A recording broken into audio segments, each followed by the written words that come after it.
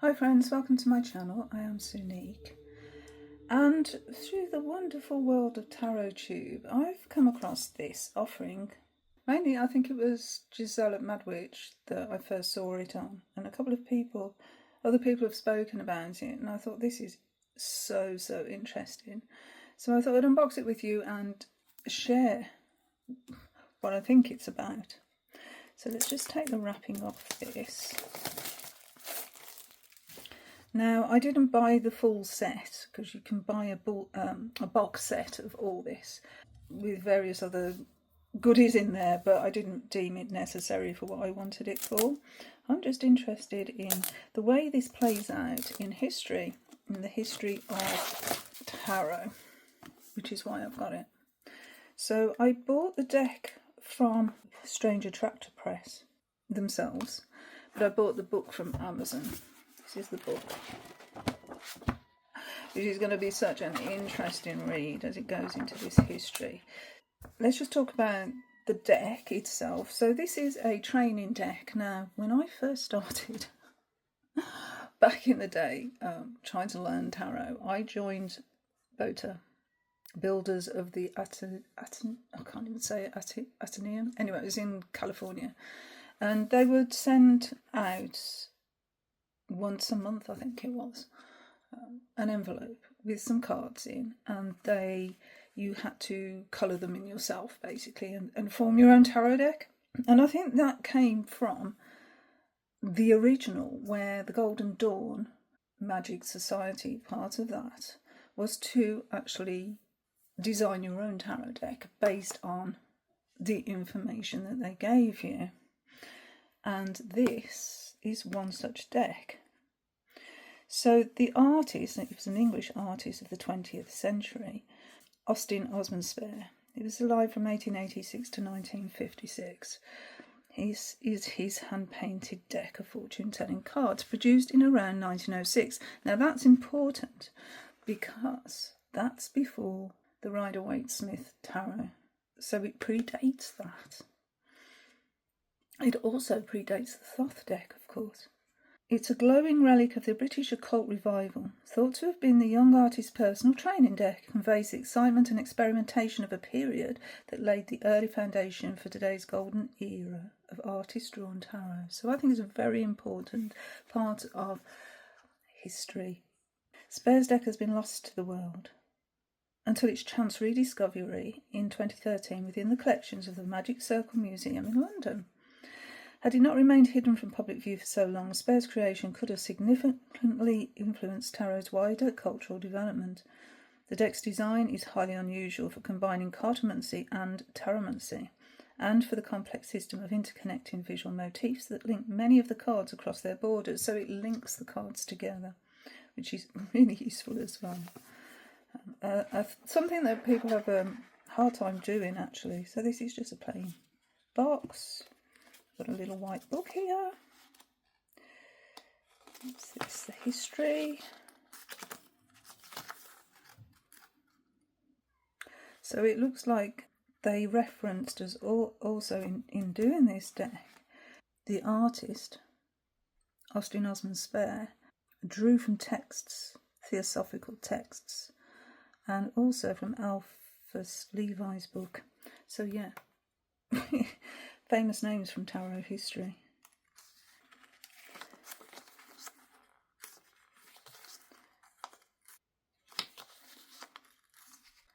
So some spreads.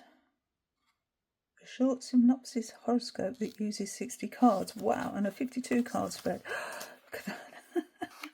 Okay, might not be doing that then. So let's see about the man himself. Osman Spare, born within the sound of bow bells, Osman Spare's early interests in art and the occult world would remain with him throughout his life. After a turbulent career at the Royal College of Art and a pre-war period as Mayfair enfant terrible, Spare's star later waned, and despite a modest renaissance at the end of his life, he died penniless and largely forgotten. Championed posthumously as an outsider, a sorcerer, a mystic and a shaman, Spare was above all else a powerful artist whose myth and reputation continued to grow long after his death. So these cards like I say, are a training deck, and they're not complete.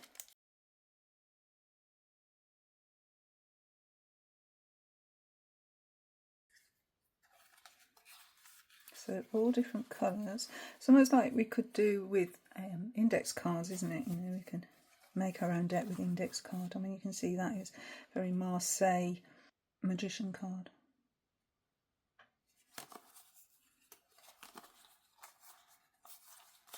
So all hand drawn, just written on, and like I say, some of them incomplete, started but not completed. So they're really, really interesting. So I'll just do a walkthrough of the cards first, and then we'll look at the book and see how that helps. So we've got a benediction sign here, and then the shadow looks like a shadow animal, doesn't it? So this is the inquirer. So this is who's asking a question, yeah. Of tarot. There's some magical symbols here as well.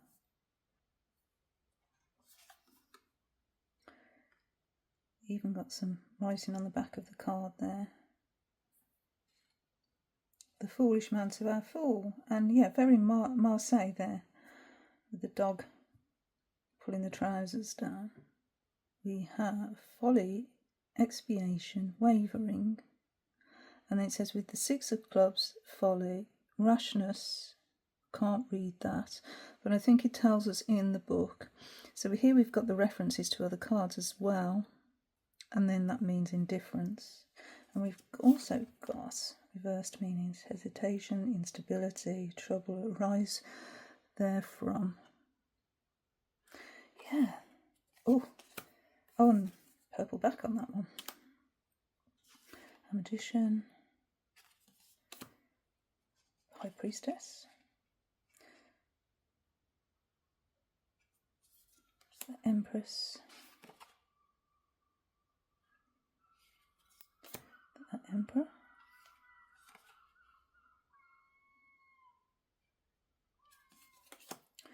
The pope. Lovers. It's nice cards, not this. It's silky smooth. Chariot. Justice. Totally out of balance. The Hermit. It's quite a complete card, isn't it, that one? So these have all got purple backs. The Wheel of Fortune, the luck card, good fortune, success. But then if we turn it around, ill fortune, unexpected ill luck. So very basic. Strength, force, might, fortitude, power. And it's within the cloak as well, so that's cool. And got the lemniscate. Ah, really good. And it's at number 11. Hanged Man. Brilliant death card.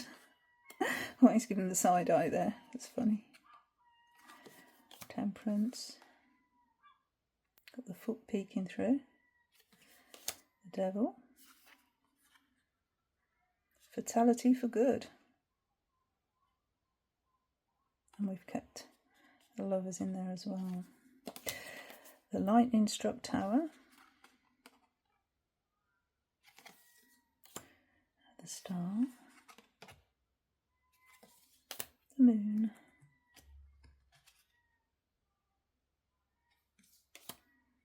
The Sun. Judgment, or here the Last Judgment, which looks very William Blake to me, this image.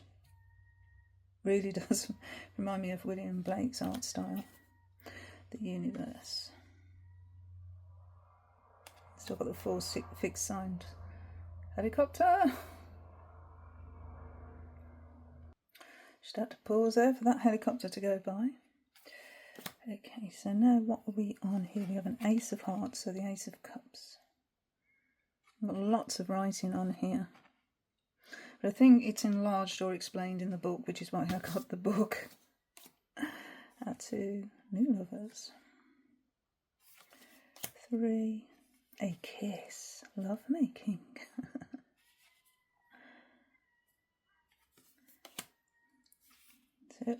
for some reason they didn't get around to actually illustrating some of the cards, but still managed to put the writing on. So that must be the process that they went through, putting the writing on first maybe and then illustrating afterwards. 5, the 6, started to 7. This is interesting because look, we've got this little bit here, but then we've got more of it there. 8, the 9, the wish card, with the king, happiness in love, with the king of hearts. There we go. The 10, nature card, the knave, the knight, the queen, 2 different queens depending on which way we look at it. Same with the king actually. And their colour changed on the back of the cards. So I wonder why that, if there's a significance to that, or if it's just because that's what he was using to draw on and that's what he had, so that's what they used. Ace of diamonds, money, yes. The 2, 3,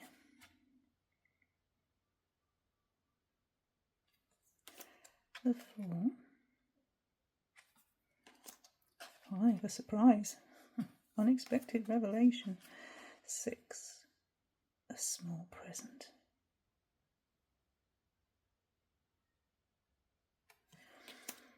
7, 8, 9,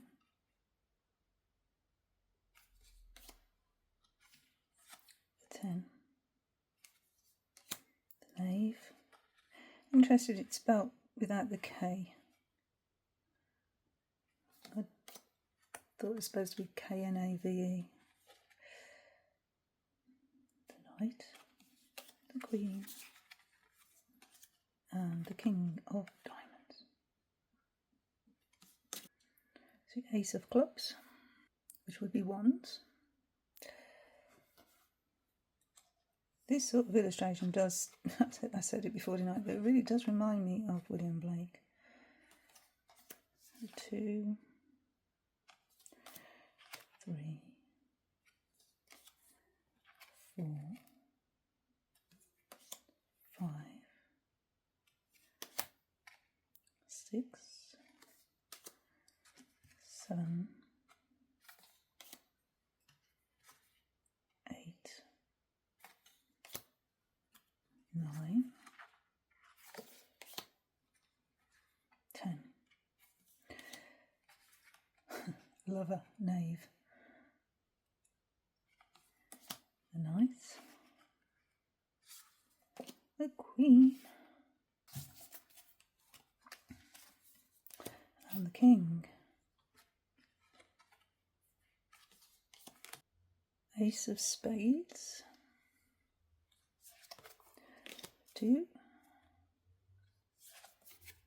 the 3, tears, the 4. Cross this out for some reason. Maybe they thought that wasn't correct. The 5. So this is interesting, just putting the number on there and not an illustration on those. Obviously didn't complete again. 6, the 7, the 8, 9, 10, knave, the knight, the queen, the king, and a spare card. Let's look at the book. Here's the big book. It's a very big book. It is about 346 pages ish. So this is the inside cover, and it is a cartomancy deck, not a tarot deck, but very interesting for that.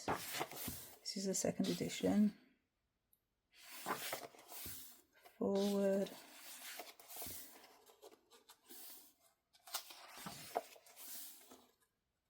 Portrait of the artists themselves.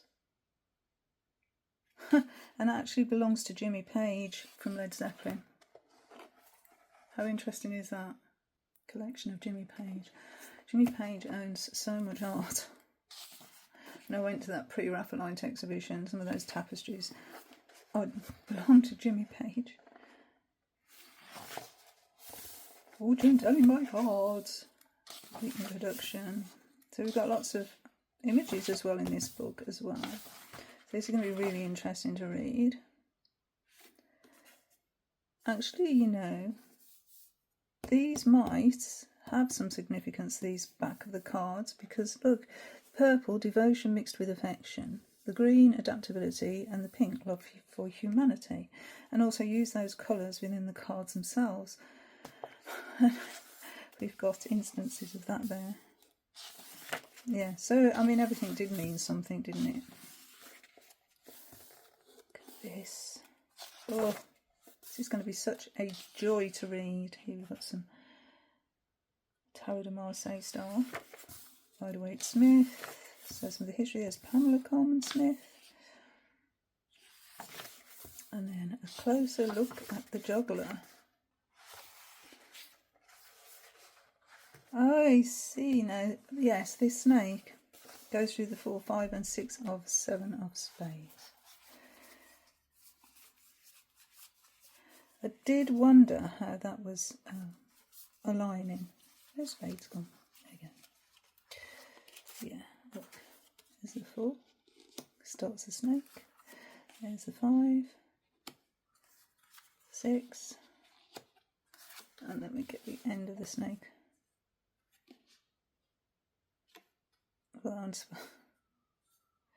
Actually, it's the wrong way around, isn't it? You know, you went like that. Yeah, so these cards do connect. That's going to be really interesting to discover as well. There's the notes that they use to actually plan the deck.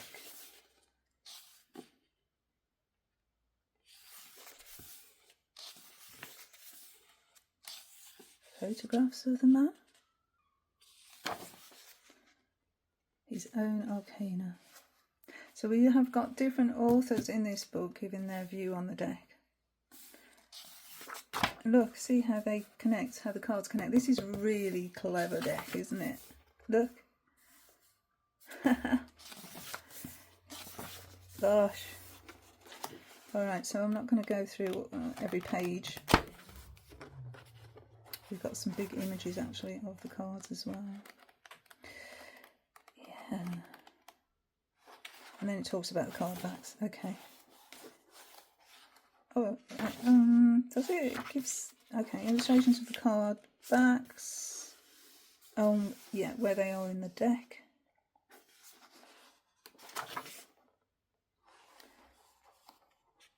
We'll talk about the minor arcana. Oh, sorry, the major arcana. Alright, it tells you exactly what's on the card here. So the foolish man. Okay, it's... yeah, that's this information here, reproduced here, so we can actually read it. And then an explanation of the card. Oh, it reiterates Worth's depiction. So there's a lot of history here.